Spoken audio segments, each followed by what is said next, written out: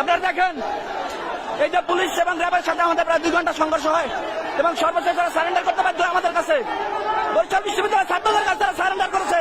আপনারা দেখেন এখন চলে যাচ্ছে, আমাদের উপর টিয়ার শেল নিক্ষেপ করেছে, রাবার বুলেট নিক্ষেপ করেছে। আমরা আমাদের যথাযথ চেষ্টা করে এদেরকে প্রতিহত করেছি। এখন দেখেন হিজড়ার মতো এদের লিখিত দিয়ে যাইতে হবে, সারেন্ডার করে লিখিত দিয়ে যাইতে হবে, লিখিত দিতে হইবে, লিখিত দিতে হইবে।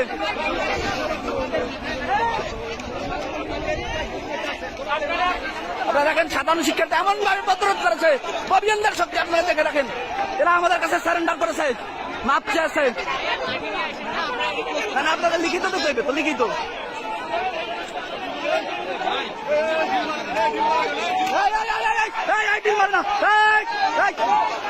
ডিল মারবে না, আর ডিল না।